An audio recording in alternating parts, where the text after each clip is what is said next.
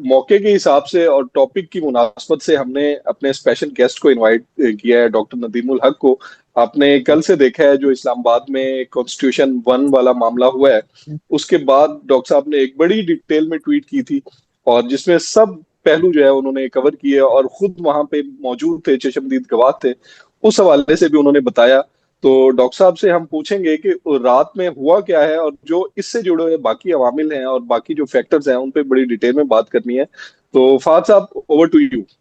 जी बिल्कुल। अब डॉक्टर नदीमुल्लाह का आपको हम फॉलो भी कर रहे हैं। हमने देखा ये 1 कॉन्स्टिट्यूशन एवेन्यू का जो मसला खड़ा हुआ है, और सुबह से इसमें मामलात चल रहे हैं। अभी प्राइम मिनिस्टर ने कमेटी भी बना दी है, मिनिस्टर साहब ने लंबी चौड़ी प्रेस कॉन्फ्रेंस भी की है।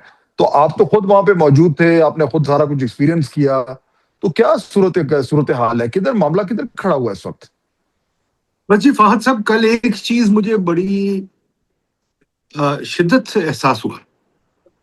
कल मुझे पता चला कि एक बड़ी मिनी गाजा वाली सिचुएशन मैंने फेस की, कि पुलिस वाले रात को 1 बजे दरवाजों पे डंडे मारते हुए कई लोगों के दरवाजे तोड़ के 500 पुलिस वाले इधर उधर फिर रहे थे। कुछ ने राइट गियर पहने हुआ, कुछ बदतमीजी कर रहे हैं, कुछ यहाँ बच्चे औरतें, पता नहीं बहुत लोग रहते हैं, 500 लोग रहते हैं, डिप्लोमेट भी रहते हैं, और पता नहीं कौन कौन यहाँ रहता है। बड़े बेचारे मुहज्जब शरीफ लोग रहते हैं। उनके दरवाजे तोड़े गए, उनको कहा गया आप फौरन निकल जाए। मैंने उनसे सिर्फ इतनी बात पूछी, मैंने कहा आपके पास कोई कागज है, प्लीज बता दीजिए। हमने बहुत फिल्मों में देखा है, बहुत दफा सुना है, ये पढ़ा भी है कि पुलिस वाले आपके घर में एंटर नहीं कर सकते बगैर किसी कागज के। मैंने कहा यार, किसी कोर्ट ने आपको कहा है, किसी ने आपको कहा है? वरना तो हर पुलिस वाला हर किसी के घर में घुस जाए। उन्हें कहा नहीं, हम घुस सकते हैं, हमें हक, और हमें कहा गया आज ही बिल्डिंग खाली कराओ, इसी वक्त खाली कराओ। बड़ी मुश्किलों से उनसे कहा यार थोड़ी देर मोहलत दे दो। उन्होंने कल सुबह 12 बजे तक खाली कराओ। फिर वो 500 पुलिस वाले वहां बैठे रहे, बुली करते रहे। 11 बजे उन्होंने एक लिफ्ट तो बंद कर दी, दूसरी लिफ्ट को भी थ्रेटन कर दिया बंद करने का, फिर पानी को थ्रेटन किया बंद करने का, फिर ये वो। तो मुझे लग रहा था ये गाजा में जैसे सेटलर्स नहीं करते, ये वो चीज हो रही थी हमारे मुल्क में। बतौर पाकिस्तानी शहरी मैं देख रहा हूँ कि मेरी तो कोई हैसियत नहीं है। तो उसके बाद फिर सुबह से जो है वो क्या होता क्या रहा वहां पे, और कुछ भी नहीं होता सरकार है। क्या कह रही थी, और लोग अब क्या बेचारे बिल्कुल खाली करा? लोग बेचारे भागे फिर रहे थे। कोई बैकपैक सामान लेके जा रहा है, सारा सामान छोड़ के लोग निकल गए। कोई बैकपैक में लेके जा रहा है, कोई बिस्तर बंद लेके जा रहा है, कोई वो क्या कहते हैं शॉपिंग बैग्स में लेके जा रहे हैं, बच्चे भी जा रहे हैं, सब कुछ एक किस्म का। अगेन मैं कह रहा हूँ गाजा वाली सिचुएशन, लोग भाग रहे हैं वहां से। भाई क्यों भगा रहे हैं आप, उनको वजह क्या है? अच्छा जी, उनसे पूछा बाद में। सुबह पहले तो रात को तो मुझे लगा शायद वो ड्रामा आ रहा है तो इसलिए कर रहे हैं। मैंने तो उनको बड़े प्यार से कहा, मैंने कहा अच्छा यार मैं सुबह चला जाऊंगा, मुझे पता कौमी सिक्योरिटी का मामला है। सुबह पता चला कि कौमी सिक्योरिटी नहीं थी, क्योंकि उसके लिए तो मैंने कहा ठीक है खाली कर देते हैं। पता चला कोर्ट ऑर्डर है। फिर थोड़ी देर बाद मैं उनके पास गया, मैंने कहा कोर्ट ऑर्डर है तो दे दे हमें। पता चला कोर्ट ऑर्डर भी नहीं है, पता चला स्पीकिंग ऑर्डर है। अब स्पीकिंग ऑर्डर पे आप कैसे ऑपरेट कर सकते हैं?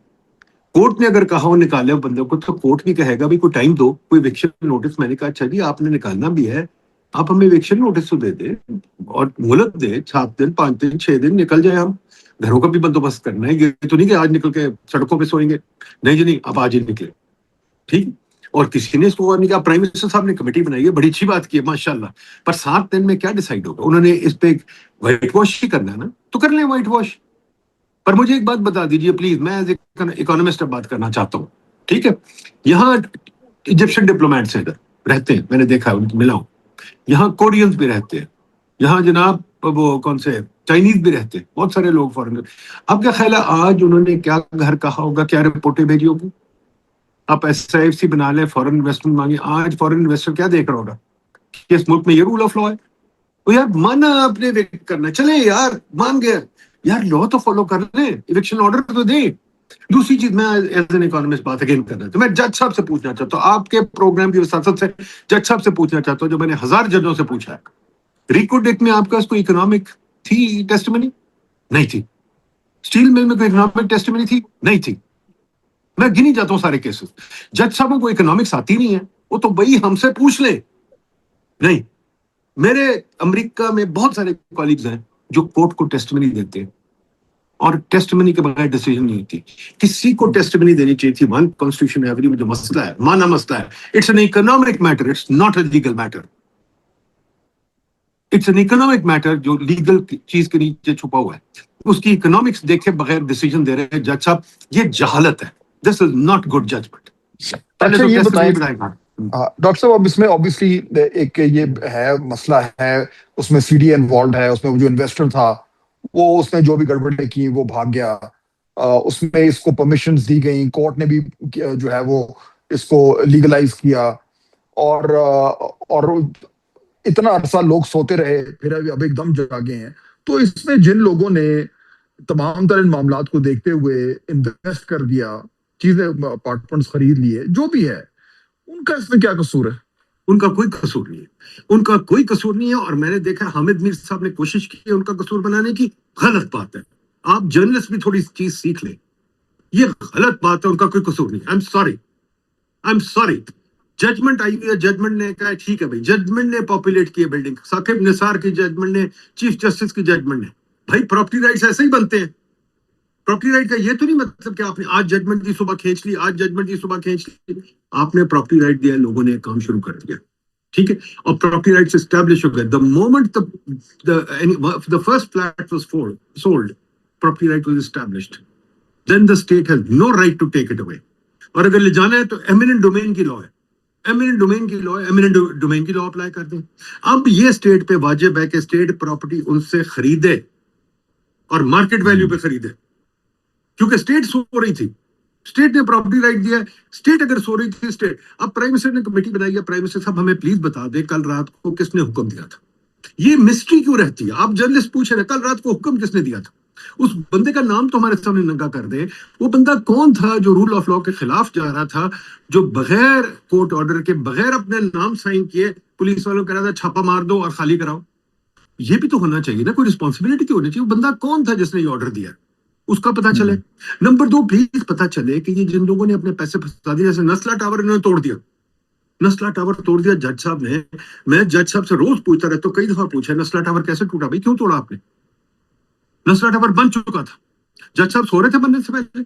जब चीज बन जाती है जज को कोई हक नहीं होता तोड़ने का। ये बड़ी, इस पे मैं आपको टेस्टिमनी कोट कर सकता हूँ, जज साहब को कोई हक नहीं तोड़ने का। उसके बाद उसको सिर्फ हक ये है कि वो प्रॉपर्टी राइट्स पे एडजुडिकेट करे और देखे किस पे नुकसान बैठता है, ठीक है। एक बंदा जिसने ले लिया अपनी पूंजी लगा के, आज मेरी एक स्टूडेंट है सऊदी अरेबिया में रहती है, उसका मुझे फोन आया, रो रही थी कि मैंने तो पैसे फंसाए, अपनी जिंदगी की सेविंग्स फंसाई हुई है इसमें, मैं क्या करूं। उस बेचारी का क्या कसूर है? उसका कोई कसूर है? उसको आप किस बात पे पनिश कर रहे हैं? इस मुल्क में मसला ये है ना कि हम स्टोरी बनाने के लिए बस कहते ओ इलीगल थी। क्या इलीगल था बताइए? अगर इलीगल था तो मुझे बताइए, अगर इलीगल था तो कसूर किसका? सीडी का कसूर नहीं है? तो पिछले 5 सीडी के चेयरमैन को बुलाए ना, उनको जेल में डाले। उन्होंने किया है। सीडीए क्या सो रही थी? सीडीए, अच्छा बिल्डिंग उल्टी, सीडीए को वापस चली गई। सीडीए को क्यों चली गई है? जिसने नुकसान किया उसी को वापस चली गई है।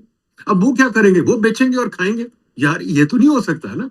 जिन्होंने खरीद लिया वो मारे गए, किसी और को आप बेच देंगे, तो इस तरह तो फिर हर रोज स्टेट ये काम कर सकती है। फिर प्रॉपर्टी राइट्स का कोई मतलब नहीं। I speak now as an economist, I think this is absolutely hogwash. Ronald Coase 1919 का नोबेल प्राइज विनर, उसका बड़ा फेमस चीज है कोस थ्योरम।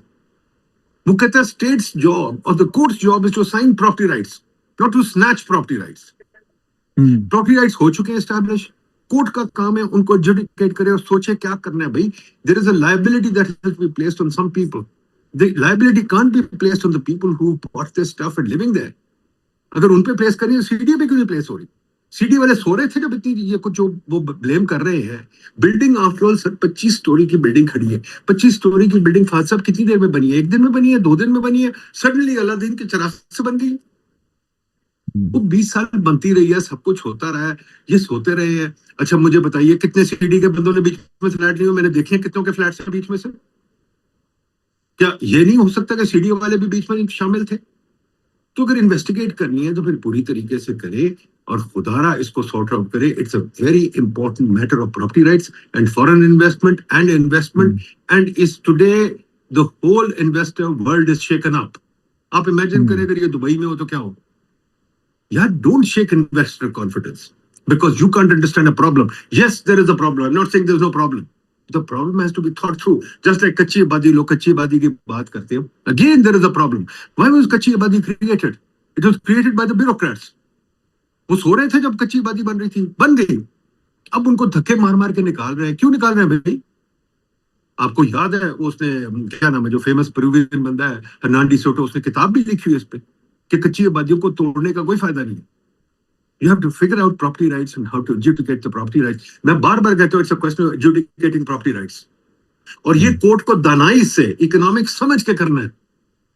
ये डंडे के जोर पे कुछ भी हो सकता है यार. डंडे के जोर पे आपने गाजा भी खाली करा लिया, करा ले यार. डंडे के जोर पे हम पाकिस्तानी हमें भी खाली करा ले. तो डॉक्टर साहब अब ये क्या कह रहे हैं? इन्वेस्टिगेशन की जी जी इन्वेस्टिगेशन की आपने अभी बात की है. मैं एक एग्जांपल आपको दे दूं. आपने नस्ला टावर की भी बात की है. उसमें जो 19 मुल्जमान को उन्होंने जिन पे फिक्स किया था और कोर्ट ने कहा था कि इनकी इन्वेस्टिगेशन करें 2022 में, वो उन पे केस चलता रहा तकरीबन 3 साल. और लास्ट ईयर अगस्त में 2025 में उन 19 के 19 मुल्जमान को बरी कर दिया गया था, जिसमें सिंध बिल्डिंग अथॉरिटी के जो डीजी थे कादिर कुछ उनका नाम था उर्फ काका, उनको भी बरी कर दिया गया. और 18 जो मुल्जमान थे उनको भी बरी कर दिया गया, जिनकी वजह से ये नस्ला टावर कायम हुआ था. और आज जो है वो पुरतायुश अपनी जिंदगी गुजार. सर मुझे बताइए, जिन लोगों ने वहां घर लिए हुए थे उनका क्या बना? जिन लोगों ने अपनी पूंजी लगाई हुई थी घर, अभी तक रोते फिर रहे. अभी तक रोते फिर रहे वो बेचारे, अभी तक रोते फिर रहे. मैं एक दिन कोर्ट में देखा था, कोर्ट में बेचारे खड़े थे कि हमें बताओ क्या करें. आज 15 साल 10 साल के बाद वो खड़े हैं कोर्ट में और उनको कुछ नहीं मिला. ये तो फिर हमारे मुल्क की अगर ये जस्टिस और तरीका है तो इकोनॉमी तो नहीं चल सकती. फिर छोड़ दें इकोनॉमी, भूल जाए. Because economy begins with property rights and proper adjudication of property rights. You can't play around with property rights. Judges अपनी ईगो में property rights को नहीं खेल सकते, bureaucrats ईगो में नहीं खेलेंगे तो ठीक है, फिर छोड़िए, फिर तरक्की छोड़ दी, फिर चुप करके बैठे रहे आराम से ऐसे ही. अब ये क्या कह रहे हैं आपको फिलहाल? मुझे तो कुछ भी नहीं कह रहे जी. मैं क्या करूं, मेरा क्या है? मैं तो देखे रेंट कर रहा हूँ. I don't own the place. मैं तो भाग जाऊंगा, बल्कि कल परसों में घर ढूंढ लूंगा, मैं निकल जाऊंगा. ठीक है, थोड़े मेरे पैसे जाए हो जाएंगे, but quite frankly this is a much larger issue than me. मेरा तो इशू ही नहीं है. मेरा तो इशू क्या है? ओनर्स का इशू है, जिन्होंने करोड़ों रुपए फंसाए हुए. वो मेरी स्टूडेंट ने बेचारी ने मैं 15 करोड़ फंसाए हुए. उसका है काम, उसका प्रॉब्लम है. अब वो लोग बेचारे रोते फिरेंगे जैसे नस्ला टावर वाले फिर रहे हैं. जज साहब तो यशी कर गए ना. वो जस्टिस गुलजार थे, क्या नाम था उनका, वो तो माशाल्लाह रिटायरमेंट कमा रहे हैं ना, प्रोटोकॉल भी ले रहे हैं माशाल्लाह, बड़ी हैवी पेंशन भी ले रहे हैं. उनको तो किसी ने नहीं पूछा. आप उनको आज फोन करके पूछे ना, भाई नस्ला टावर वाले रो रहे हैं, आप बताइए, वो तो आप में भी हिम्मत नहीं पूछेंगे. तो यानी अब इसका आगे आपको यही नजर आ रहा है कि क्योंकि कमेटी बन गई है तो अब ब्यूरोक्रेट्स इसके ऊपर को फैसला करेंगे या कमेटी व्हाइट वॉश है, में जाएगा. कमेटी व्हाइट वॉश है, ये जाएगा कोर्ट्स में वापस. ये 20 साल कोर्ट्स में रहेगा, क्योंकि यहाँ के लोग भी जो उनसे वो जो ओनर्स हैं वो बगैर मसल के नहीं है. वो भी लॉयर्स हायर करेंगे. इसमें लॉयर्स का फायदा होगा, जजों का फायदा होगा. 20 साल ये केस चलेगा. बिल्डिंग बीच में डिप्रिशिएट होगी. इसमें 4 बिल्डिंगें बननी थी, 2 बनी नहीं है. इसमें शॉपिंग मॉल बनना था, वो बना नहीं है. 1000 बंदों की नौकरी लगी हुई थी, 10,000 की और लगनी थी, वो नहीं लगेंगी. सर फाद साहब, ये इकोनॉमिक इशू है. It's an economic issue. It's not a legal issue. It's an economic issue. It's the way you treat investment. When you treat investment like Nasla Tower, when you treat investment like One Constitution Avenue, or like Royal Palm, or like Rico Deck, or like Steel Mill, तो फिर आप क्या SIFC बना लें, कुछ कर लें. Foreigner, sir, is not a sucker. Foreigner notices everything. He has analysts and researchers who notice these things. Tomorrow, there will be tons of people who will be writing memos on this कि देखो पाकिस्तान में ये हो रहा है, बच के रहो. पाकिस्तान का कंट्री रिस्क आज ऊपर चला गया माशाल्लाह. वेरी सैड सूरत हाल, इसमें कुछ शक ही नहीं है. और इतना मुल्क में इतना बड़ा एक क्राइसिस जो है वो खड़ा हो गया बैठे बैठाए. इस्लामाबाद में तो खैर ये बहुत ही बड़ा आज की खबर लगी है. तो वकास मेरे ख्याल में यही, अब देखते हैं कि इशू किधर आगे जाता है. सर बस एक चीज और मैंने ऐड करनी है और डॉक्टर साहब से भी पूछना है. पिछले दिनों चेयरमैन नैब ने भी एक गैर रस्मी बात की थी मीडिया से. उन्होंने 34 हाउसिंग सोसाइटीज का नाम लिया था, जिसमें उन्होंने कहा था कि 15,000 कनाल के करीब जो है जमीन जो उन्होंने पार्क्स को देनी थी, मसाजिद को देनी थी, या कुछ और जो पब्लिक से रिलेटेड थे उनको देनी थी, जो कोई नहीं थी। और उन्होंने इलीगल सोसाइटीज की बात की थी कि आइंदा के बाद जो है वो file system with in 2 months हम खत्म कर देंगे।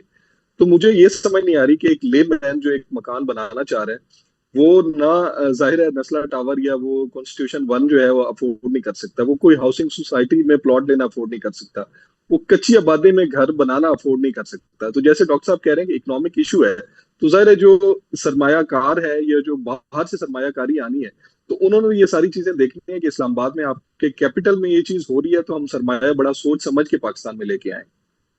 बिल्कुल सही कह रहे हैं हम वकास साहब, बिल्कुल सही कह रहे हैं। पर देखिए, ये इस पे मैं 5 साल पहले 6 साल पहले कुछ किताबें भी लिखी थी, इस पे चीजें लिखी थी। ये मैं इसको कहता हूँ प्लॉटिस्तान। हमने प्लॉटिस्तान बनाया क्यों है? ये ब्यूरोक्रेट्स की इजाजत। फाद साहब को पता है, ये सब मेरे पे हंसते हैं कि आप कौम को फ्लैट्स में जाने नहीं देते। एक बिल्डिंग बनती है, आप उसको तबाह कर देते हैं। फ्लैट में ना जाओ भाई, 5 मरले का घर लो, 10 मरले का घर लो, एक कनाल। यार ये किस किस्म का मुल्क है? किसी दुनिया में मैं आपको एक एक शहर गिना देता हूं, कहीं ना लैंड होता है, ना घर होते, ना मरले होते हैं, ना कनाल होते हैं, फ्लैट्स होते हैं। आप फ्लैट बनता है, आप उसको तोड़ने की कोशिश करते हैं। ये क्या हमारा माइंड सेट है कि हम सोचते हैं मरलों में आप जमीन बनाएंगे। आपने बना ली है जमीन, अब शहर आपने फैला दिए, बेड़ागर्क अपना कर लिया। ब्यूरोक्रेट्स अपने बीच में डाउनटाउन में घर रख के बैठे हुए माशाल्लाह, 10-10 कनाल के, 4-4 कनाल के। यार ये क्या मुल्क है ये? इसमें इकोनॉमी क्या है? क्या आप चाह रहे हैं? मसला ये है कि जी आपने अगर ये काम करना है तो फिर इन्वेस्टमेंट और तरक्की को आप भूल जाए।